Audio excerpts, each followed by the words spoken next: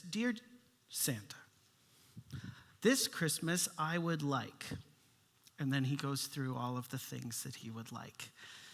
Then it ends with, "If you do not get the above things, I know where you live."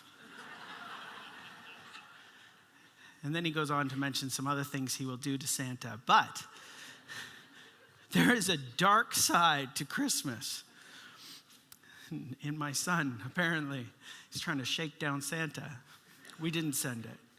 There's a dark side to Christmas. And all joking aside, there really is a dark side to Christmas.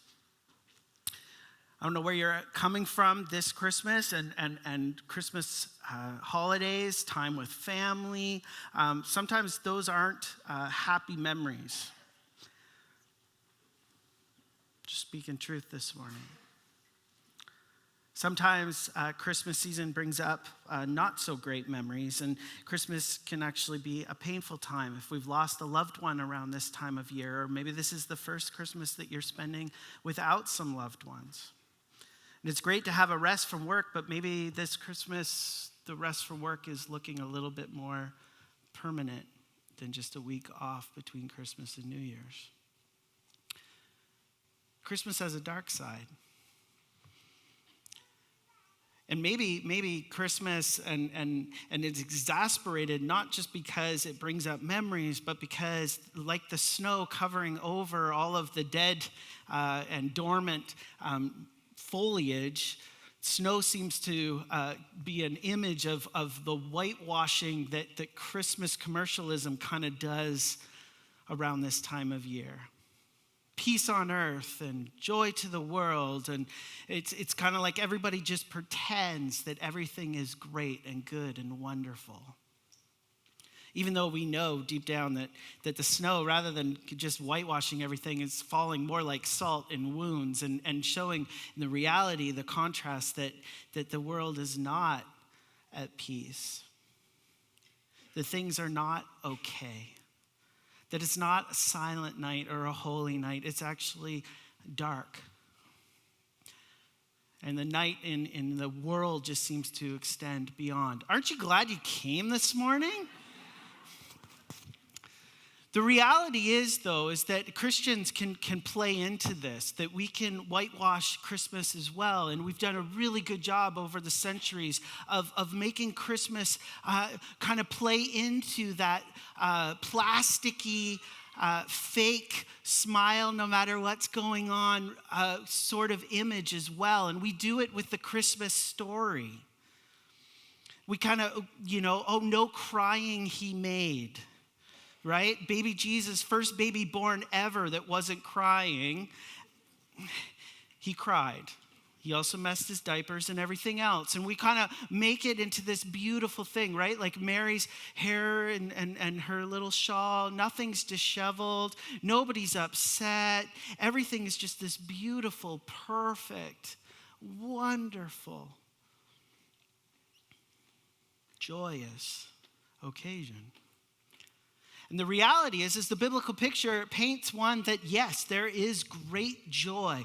But if we look at the biblical account accurately, what we see is that while there was great joy, it came in the midst of great pain.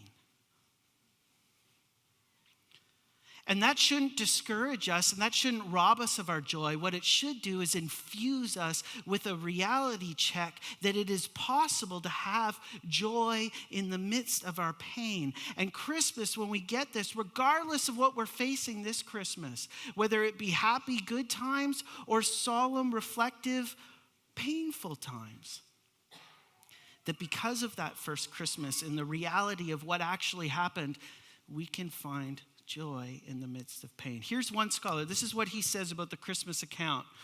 He said, there's a dark side to Christmas in the Bible, though we usually choose to ignore it. There's a profound sadness that permeates the various episodes in the Christmas story, and it's important for us to see the sadness. I maintain that until we see the dark side of Christmas, until we shed tears with Mary and Joseph, until we experience the fear held by the principal players in the Christmas story, that war was on the horizon, that we will never truly understand the awesomeness of what happened in that little town of Bethlehem. And so this morning, wherever you're coming from, I'm going to give you a reason to have joy in the midst of the pain. Joy in the midst of the superficial commercialism and happy stuff, to a real joy that isn't dependent upon what is going on in our circumstances. A joy that is rooted in the midst of pain, rooted in the one who came. And his story isn't void of pain either.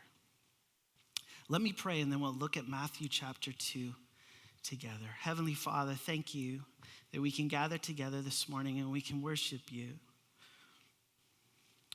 We're all coming from different situations this week and different things on our minds, and you alone know what the future holds for each of us. And yet, Lord, we know that you hold the future. Thank you for your faithfulness. Your faithfulness that you promised you would send your Son into our world. And this time of year, we remember, Lord Jesus, you taking on flesh and dwelling among us. And as Tim said, Lord, you dwelt among us. And as we dwell in you, you've come that we might have joy, that we might have life. And so this morning, in the midst of the reality of our broken world and our brokenness, I choose for these next few minutes, at least, to focus on you and to speak to us today through your word. May we see the joy in the midst of pain this Christmas. In your name, amen. All right, so Matthew chapter 2. It's a familiar story, and really what we're looking at, you could call it a post-Christmas story, but for centuries it's been wrapped up in the Christmas story. So we're looking at it today in that context, okay? And so I know, you can come and tell me that you know too after the service, but I know that the wise men didn't visit Jesus the night he was born. They probably visited when he was around 2 years old. He was a child. And the Jesus family, Joseph and Mary, were living in Bethlehem at the time. And this is what the Gospel of Matthew records.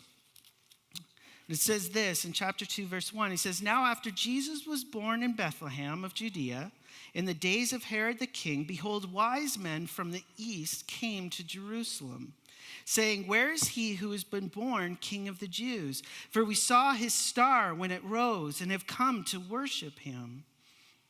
When Herod the king heard this, he was troubled, and all Jerusalem with him. And assembling all the chief priests and the scribes of the people, he inquired of them where the Christ was to be born. And they told him, 'In Bethlehem of Judea, for so it is written by the prophet. And you, O Bethlehem, in the land of Judah, are by no means least among the rulers of Judah.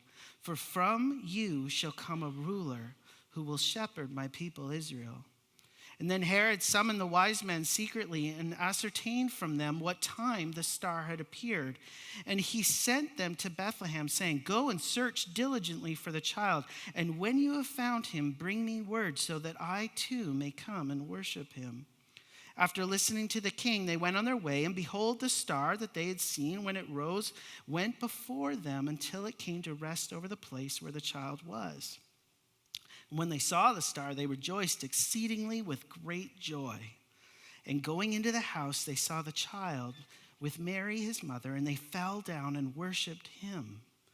Then opening their treasures, they offered him gifts, gold and frankincense and myrrh.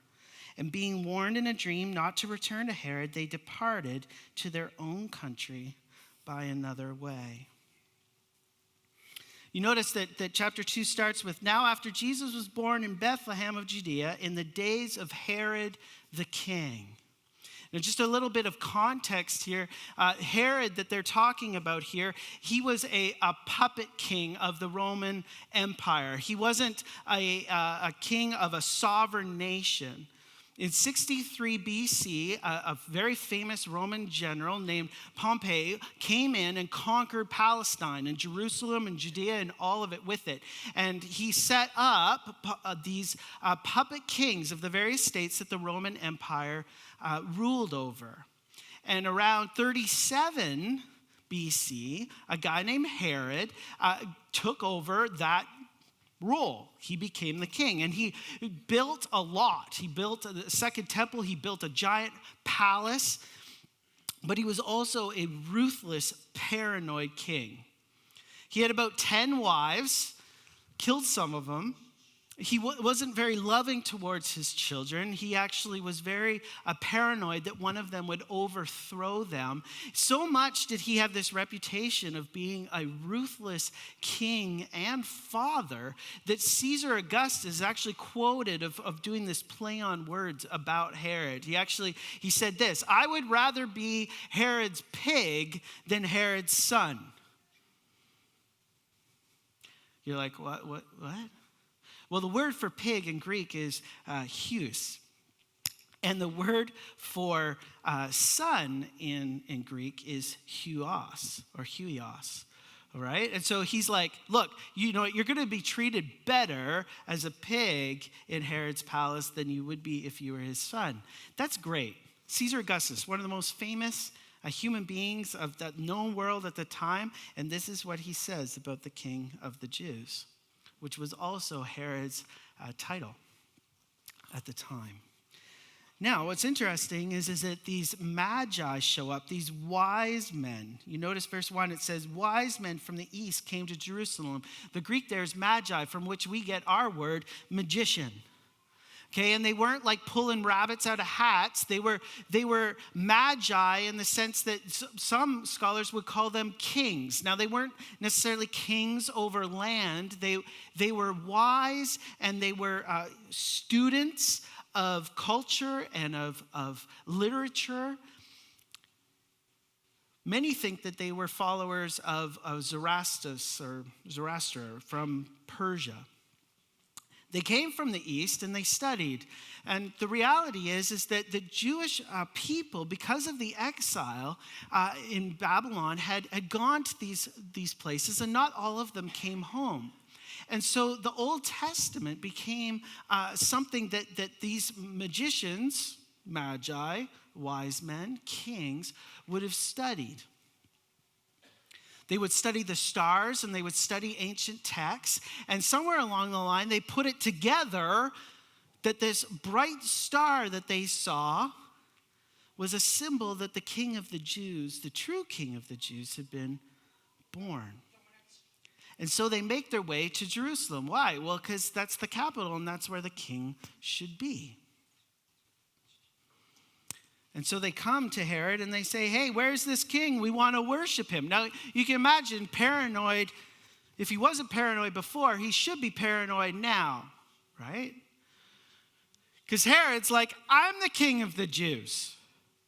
And now, they gave 3 gifts. And so history kind of says, well, there must have been 3 wise men. Reality is we don't know how many wise men there were.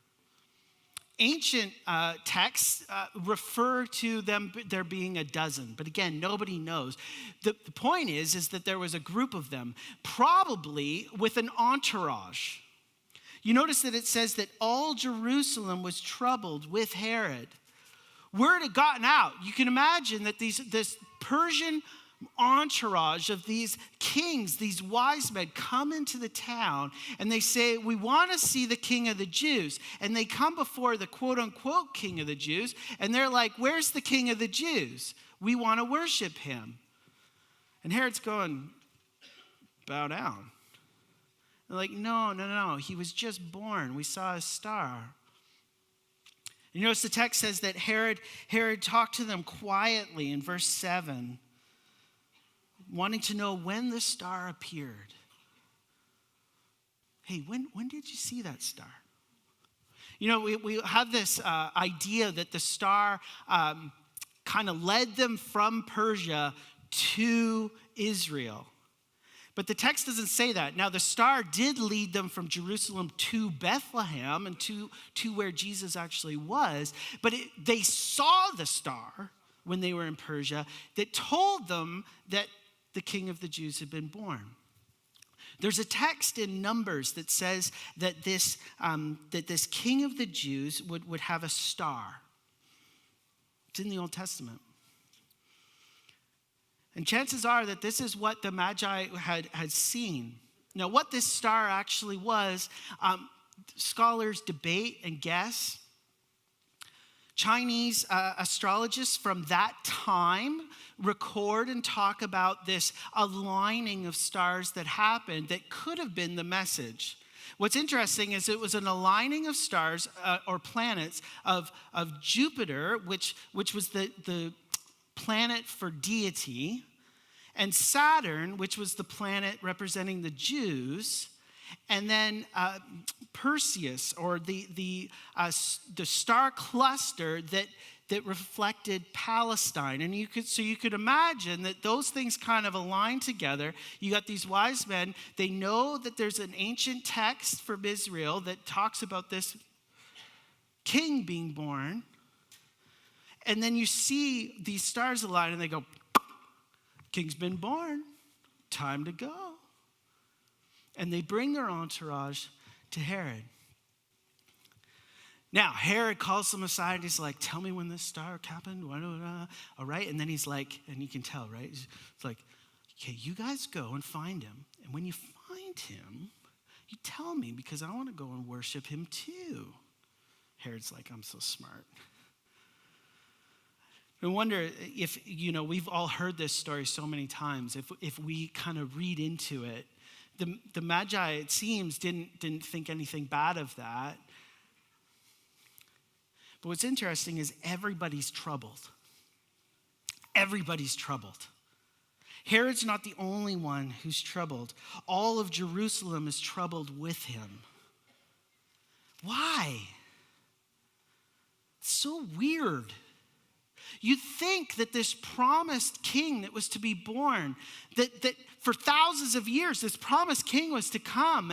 And now he's actually been born and people from far away believing it. And the stars seem to shout that this is going to happen. You'd think that they would be all excited.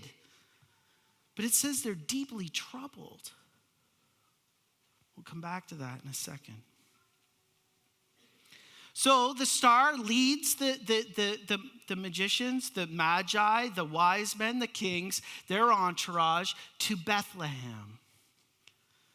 Now, some scholars think that it wasn't a supernova or a star alignment, that it was actually a supernatural thing, because how does a star actually lead a group of people from one city to another city, and then in a town? Bethlehem was a town, it wasn't a city, and to a specific place. And so some scholars think that this was a supernatural thing that God was doing, and it could have just been a bright angel. Angels are throughout the Christmas story, right? Either way, they're led to this house, and you notice it says the child. They go into the house, and Mary and Joseph are there, and the child is there. He's probably a little toddler at this point, crawling around, putting things in his mouth. And they don't go, oh, googie, goo. These wise men, these kings and their entourage bow down and worship this toddler. And they present him these gifts. And we're reminded of the Old Testament texts that talk about this king that would be born, Psalm 72, and the nations would worship. The kings would come and give gifts to this one. We'll unpack the gifts in a second too. Now that's usually where the story ends, right? The wise men are warned in a dream about Herod's true intentions, that he actually wants to destroy this baby, not come and worship him. And so they go home another way. And that's usually how we end the story. Yay! But the story continues. I want you to look at verse 13. Now, when they had departed, those being the wise men and their entourage, behold, an angel of the Lord appeared to Joseph in a dream and said, rise, take the child and his mother and flee to Egypt and remain there until I tell you. For Herod is about to search for the child to destroy him. And he arose and took the child and his mother by the night and departed to Egypt and remained there until the death of Herod. This was to fulfill what the Lord had spoken by the prophet. Out of Egypt I called my son.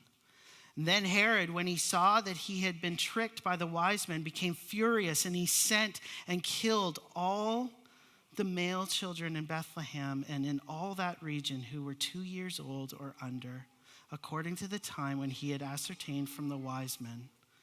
Then was fulfilled what was spoken by the prophet Jeremiah. A voice was heard in Ramah, weeping and loud lamentation. Rachel weeping for her children. She refused to be comforted because they are no more. Merry Christmas. Here's the first thing I want us to kind of focus on is that this pain-filled reality of life is pervasive. This pain-filled reality of life that we live and that the first Christmas contained was this pain that's pervasive. It's everywhere.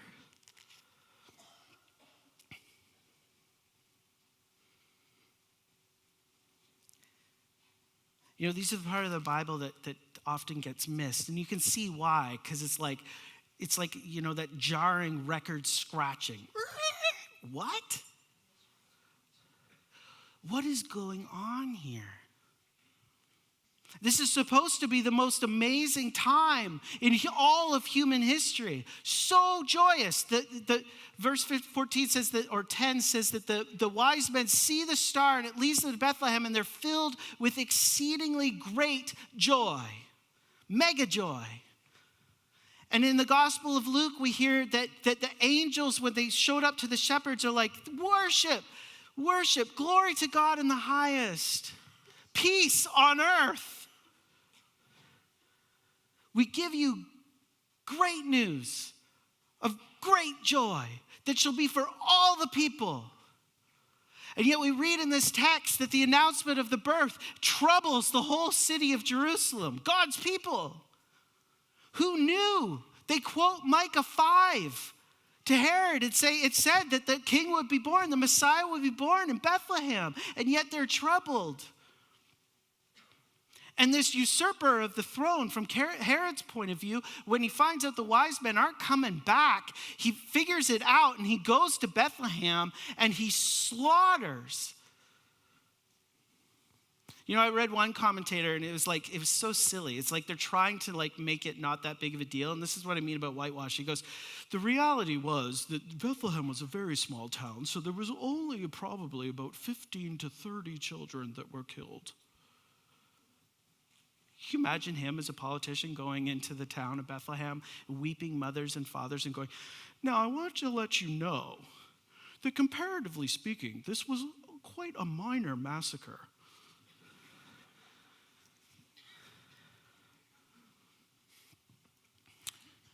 This pain-filled reality of life is pervasive. It is everywhere. It was in the Christmas story. It was before the Christmas story, and we still have it today. And why is it that at Christmas that this seems to be so much more upsetting? Not just the Christmas story, but just the reality of our world. And I would say it is because the Christmas contrasts the dreams that we all have with the reality that none of us can deny. The dreams that we all have that this world isn't what it should be. These dreams that we have for peace and for love and for joy and for wholeness and for unity.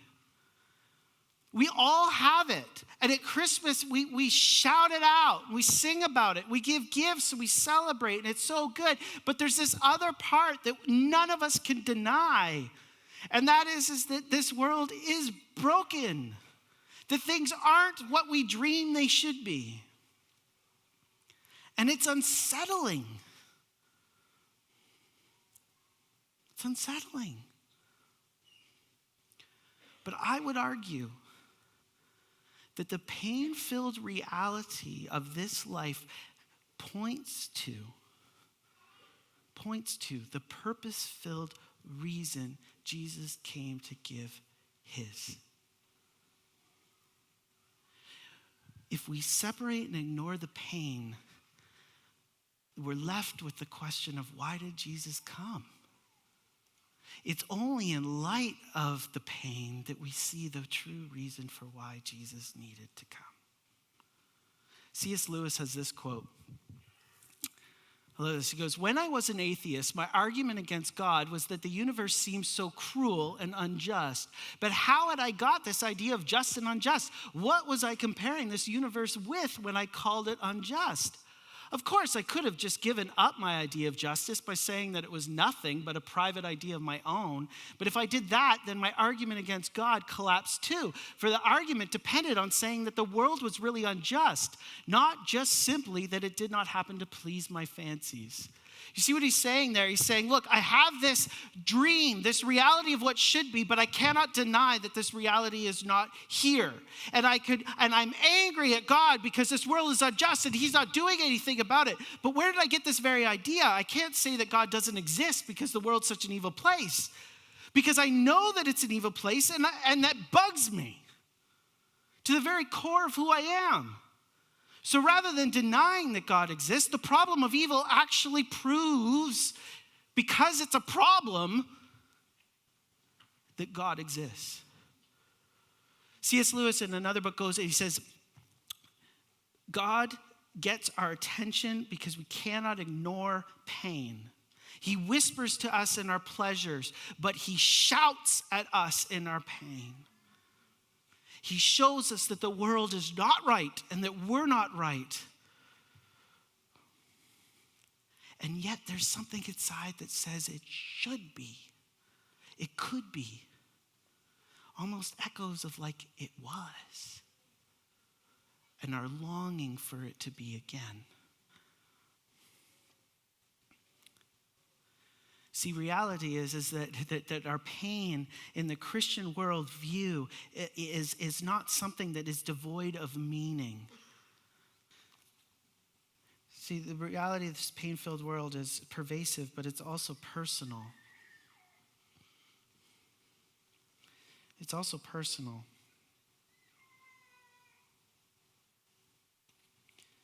You know, it was actually this story that the Lord used to lead me to faith in Jesus. It was Christmas time, probably like roughly 35 years ago. And I remember this story, and I remember being so upset that God would allow these children to be murdered and that he would save Jesus. It's just the way he's wired me. I always keep reading. Pessimist, maybe, I don't know.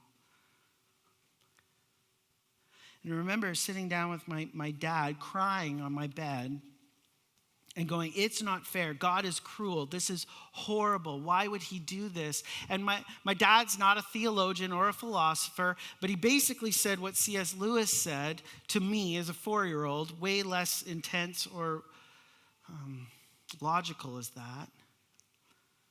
But he pointed to the story and he said, this is why Jesus needed to come. The devil knew why Jesus had come. And through Herod, he was trying to kill Jesus before Jesus could do what Jesus came to do. And it wasn't that Jesus was going to escape death. Jesus actually came to defeat death. And this broken, evil world and that upsetness that I had as a 4-year-old with the injustice was what the Lord used to pull me towards Jesus, not away from him. Because this painful reality of life points to a purposeful reality of why Jesus came to give his. So this purpose-filled reason, it's personal. It's planned. God is the one in control. Throughout this whole story, so we've unpacked this pain-filled reality, but what we see in this, the reason, the purpose behind it, what we see is that God is all over this. That he's not absent in the pain of what is going on. That things are coming to fulfillment and that he's in control. You just think of the star. Think that's by accident? How it led them right where they needed to go. Everything aligned at the right time. Even the gifts. The gifts, scholars have read so much into the gifts, and there's a reality to those gifts. They signify something. It was customary for kings to give gifts when a king was born. And gold is royalty and power and influence. And frankincense comes from this plant called baswala. And it was meant to be a perfume, but also had healing qualities to it. And then myrrh was meant for embalming. Why would you ever give that to a baby?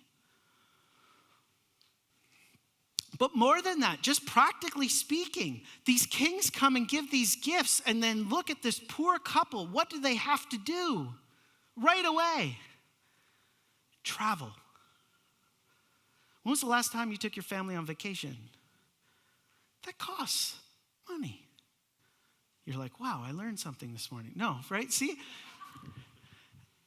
God's taking care of them. He's in control. But even in the bad stuff, he's in control. You notice that Matthew 2 records that they went to Egypt because this was to fulfill what was spoken by the prophet, out of Egypt I have called my son. You see that in verse 15? That's a quote from Hosea 11:1. Hosea was an Old Testament prophet.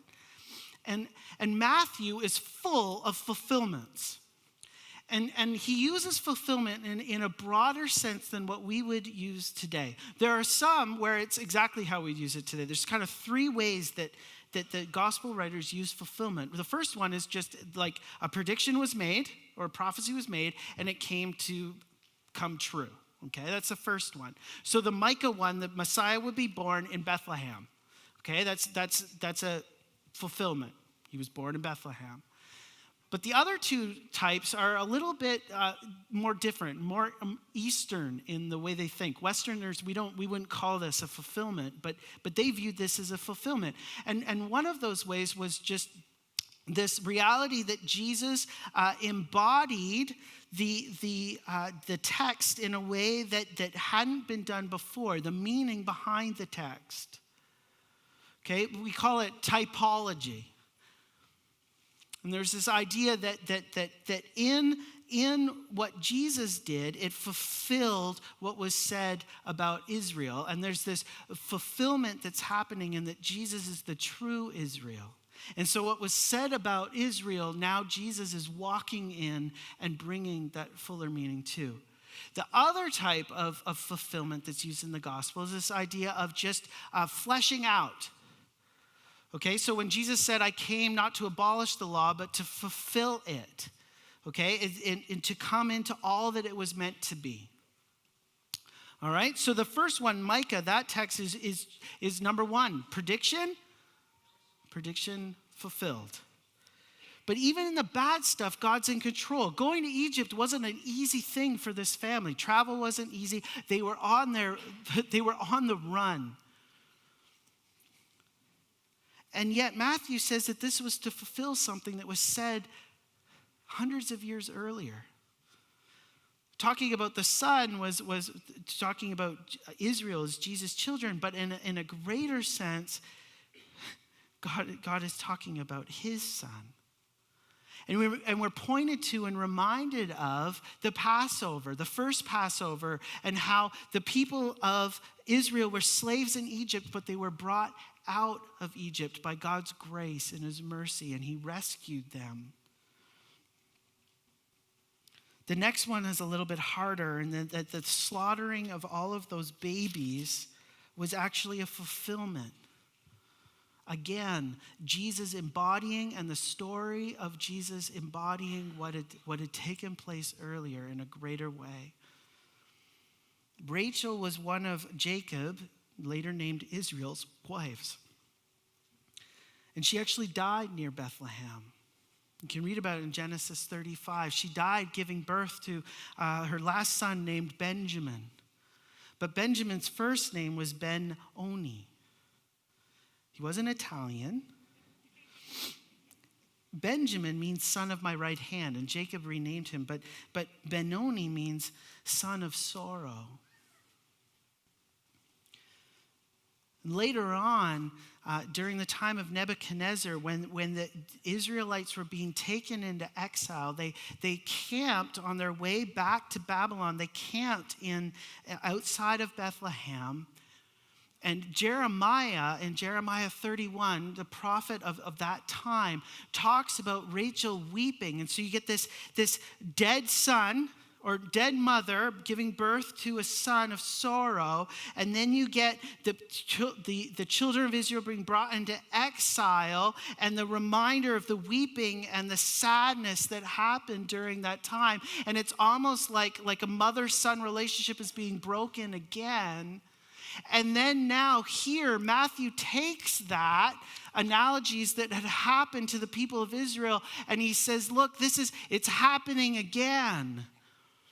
In a deeper sense, what's happening now is the fulfillment of all the pain and all the sorrow that had been on God's people is on God's people now in the birth of Jesus. But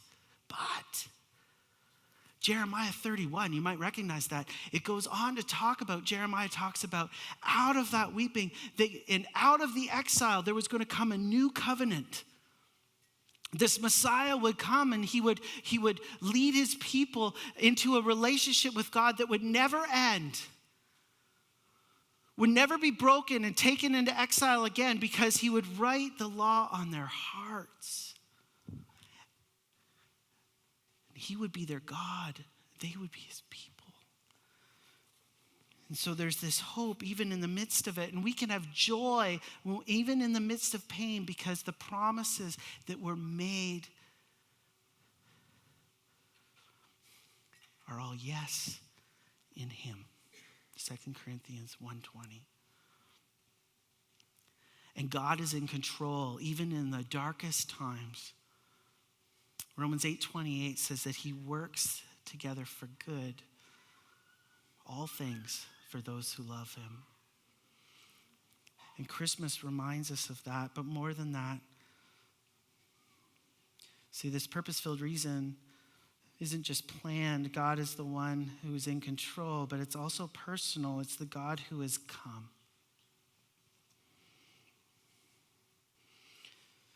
Matthew records that they were to name their son Jesus, which means God saves. And he would be called Emmanuel, which means God with us.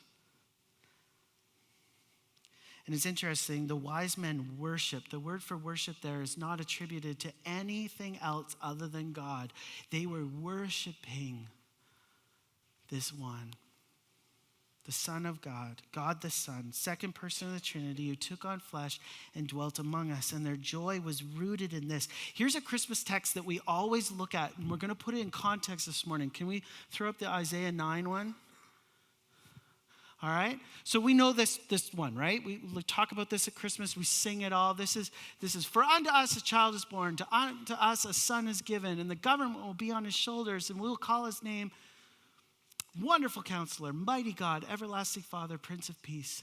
The increase of his government and of peace there will be no end on the throne of David and over his kingdom, to establish it and to uphold it with justice and with righteousness from this time forth and evermore.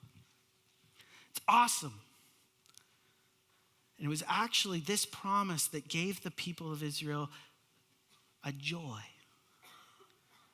The fulfillment of this promise would bring great joy. Here's what comes right before that in Isaiah 9, right? The people who walked in darkness have seen a great light. Those who dwelt in a land of deep darkness, on them has light shone. You, talking about God, have multiplied the nation. You have increased its joy. They rejoice before you as with joy at the harvest, as they are glad when they divide the spoil. For the yoke of his burden and the staff of his shoulder, the rod of his oppressor, you have broken as on the day of Midian.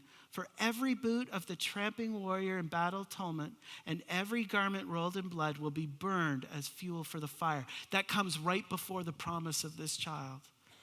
It is this child that's promised, that's delivered, that brings the joy in the darkness. And I love this. John picks this up in his gospel. In him was life, and the life was the light of men. The light shines in the darkness, and the darkness has not overcome it. See, in the midst of our pain, we actually see the reason Christ came. And there's hope. Now, Matthew 2 goes on, and because there's one more fulfillment, and it's the weirdest one, but it gives the most hope. Look at verse 19. It says, "But when Herod died, behold, an angel of the Lord appeared in a dream to Joseph in Egypt, saying, 'Rise, take the child and his mother and go to the land of Israel, for those who sought the child's life are dead.' And he rose and took the child and his mother and went to the land of Israel. But when he heard that Archelaus was reigning over Judea in place of his father Herod, he was afraid to go there. And being warned in a dream, he withdrew to the district of Galilee. And he went and lived in a city called Nazareth, so that what was spoken by the prophets might be fulfilled, that he would be called a Nazarene." So he doesn't go back to Bethlehem. Joseph takes his family to another place.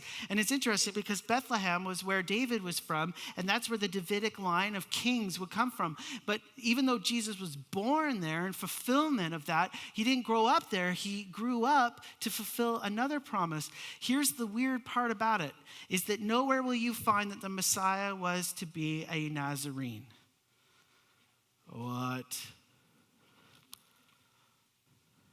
What is Matthew talking about? Well, scholars have debated this forever. They really have, because it's one of those things where it's like, what is going on? Now, this is, for those of you who love this stuff, you're like, I want to come to church, I want to be fit. All right? So here, this is like your hardcore chewing meat for the rest of the week, all right? Here's some of the ideas. One is that it's just a flat out, Jesus was from Nazareth, and so this fulfilled that the Messiah was from Nazareth. So he was called a Nazarene. It's not fulfilling to me. The other is this idea that Matthew's doing a play on words. Okay? So Nazarene or Nazareth, there's two words in Hebrew that sound like Nazarene or Nazareth. Okay, the first one is Nezer, okay, which is the Nezarite vow. That's where we get that word from, because Nezer means vow. And so the Nezarites, okay, I'm going to use that this morning because the cold medicine isn't letting me think, is guys like Samson. They were set apart by God, and they weren't to cut their hair. They weren't to go near a dead body. They weren't allowed to drink wine. They were set apart by God for a purpose. And Jesus, of course, was set apart by God for a purpose. Problem is that he turned water into wine and was accused of being a drunkard. He hung out with people that a normal Nazarite would never be allowed to hang out with. John the Baptist was more like a Nazarite. He's kind of weird and out there, okay? Though there is a sense in which Jesus is the fulfillment of that. He was set apart, and maybe not in a physical way, but in a spiritual way. He was pure and holy unto God. The other word in Hebrew that sounds like this is neser, and it is the word for branch. Now this one is associated with the Messiah. See, the branch of Jesse was actually the Davidic line, and out of that would come the branch that would be the Messiah, the king that would reign forever. As many scholars think that Nazareth was named after this promise of the Messiah, the branch that would come. Isaiah 11, or 1:11 says this, right? The shoot will come up from the stump of Jesse, from his roots, a branch will bear fruit. Now, Here's the thing. Nazareth, over the years, became to be known as the sticks, the backwards place. One of the apostles, actually, he said when he heard that Jesus was the Messiah, said, "Nothing's good has come out of Nazareth." Pick your favorite small town outside of Ottawa. Now pick your least favorite town outside of Ottawa. Okay? That's kind of what it was referring to. And it became almost slang for the despised, lowly place. And what's interesting is Jesus of Nazareth, because they didn't have last names back then, was how you talked about a person. And forever, Jesus Christ is known as Jesus of Nazareth. And even in the book of Acts, for the followers of Jesus who believed he was the Christ, Jesus of Nazareth was a good thing. But for those who wanted to ridicule the idea that this man from Nazareth, a carpenter's son, would be the King of Kings and Lord of Lords, Jesus of Nazareth was a diss. It was a slam. But what's interesting is this branch, this set apart branch from this despised place culminates together in one of the most powerful passages of all Scripture. Isaiah 53, look at this. This is talking about the Messiah. He grew up before him like a tender shoot, branch, and like a root out of dry ground. He had no form or majesty that we should look at him, and no beauty that we should desire him. He was despised and rejected by men, a man of sorrows and acquainted with grief. Nazareth. And as one from whom men hide their faces, he was despised, and we esteemed him not. Surely he has borne our griefs and he's carried our sorrows. Yet we esteemed him stricken, smitten by God, and afflicted. We look at his life and his pain, and we go, God is punishing this guy. But he was pierced for our transgressions. He was crushed for our iniquities. Upon him was the chastisement that brought us peace. And with his wounds, we are healed. See, Jesus didn't just come to eradicate the pain of this world. That is still to come in his return. He came to identify with the pain of this world. And so we can have joy in the midst of pain this Christmas, because even though it's pervasive and it's personal, it's you, it's me, we have it. Christmas reminds us that Jesus came with a purpose. And it was deeply personal. For he took our pain upon himself. I found this quote this week as I was studying, and it just reminded me, the root of joy, root, get it? Branch. The root of joy is gratefulness. It is not joy that makes us grateful. It is gratitude that makes us joyful. And so this Christmas, we can have joy. Why? Great thanksgiving. And it points to that text, Matthew 2:10. When they saw the star of the King of Kings, they were filled with exceeding joy, and they fell down and they worshiped him. I want to show this video because we could get so far away from the reality of that first Christmas and what it was really like. And a guy that I don't know, I've been in the same room with him, but he showed this video at a conference a few years ago, and it spoke to me. Maybe because the cultural divide between that ancient time 2,000 years ago and now just seems so far. It's hard to understand. And this video shows Jesus if he was born today. And it's dark, but there's light. Watch this video and then we'll close with one last song.